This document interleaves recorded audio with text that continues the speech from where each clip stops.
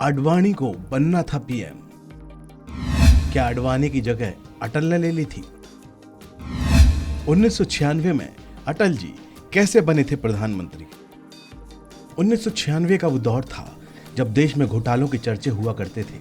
कांग्रेस की सरकार में पीवी नरसिम्हा राव देश का नेतृत्व कर रहे थे।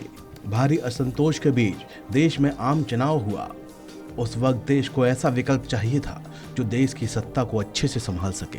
राम जन्मभूमि आंदोलन से बीजेपी को तब पता चल चुका था कि उसे क्या करना है।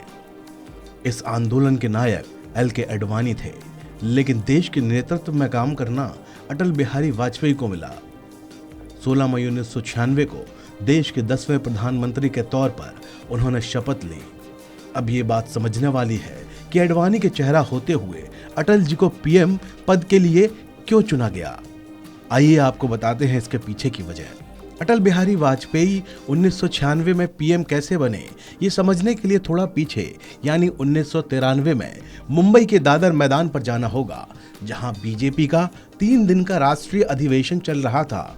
अधिवेशन के दूसरे दिन ये बताया गया कि मुरली मनोहर जोशी की जगह एल.के. आडवाणी संभालेंगे। उस वक्त वही बीजेपी का चेहरा भी थे। राम जन्मभूमि आंदोलन ने उन्हें एक अलग पहचान दी थी।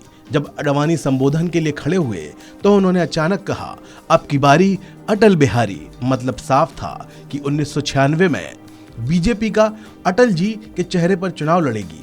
अटल के इनकार के बावजूद भी आडवाणी नहीं माने। इसके बाद चुनाव की बारी आई। साल 1996 का था। देश में भारी असंतोष फैला हुआ था। घोटालों की चर्चों ने कांग्रेस के लिए चुनाव और भी मुश्किल बना दिया था। जनादेश तो साफ नहीं आया, त्रिशंकु संसद रही, लेकिन अटल के नाम पर बीजेपी सबसे बड़ी पार्टी बनकर आई। पार्टी को 161 सीटें मिली, यानी बहुमत का आंकड़ा बहुत दूर था। कांग्रेस के लिए वैसे भी रिजल्ट निराशाजनक ही था। इसके बाद तत्कालीन राष्ट्रपति शंकर दयाल शर्मा ने बीजेपी को सरकार बनाने का बुलावा भेजा।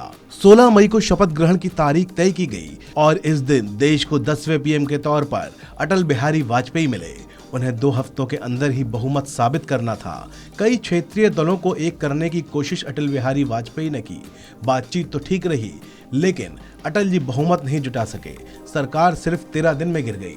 आखिरकार संसद में उन्होंने इस बात को स्वीकारते हुए इस्तीफा दे दिया। कांग्रेस उस वक्त दूसरे नंबर पर थी, लेकिन उसने कोशिश नहीं की सरकार बनाने की। तब जनता दल कई दलों के समर्थन के साथ तीसरे फ्रंट संयुक्त मोर्चा के तौर पर सामने आया और एच.डी. देवेगौड़ा पीएम बने। बहुमत समस्या बना तो उन्होंने भी इस्तीफा देकर आई.के. गुजराल को पीएम बनाया गया। 11 महीने बाद उन्हें भी इस्तीफा देना पड़ा और 1998 में फिर चुनाव हुए। इस बार बीजेपी ने ज्यादा सीटें पाई और देश को गठबंधन की सरकार मिली और अटल बिहारी वाजपेयी एक बार फिर पीएम बने। इस खबर में इतना ही। आप बने रहिए वन इंडिया के साथ।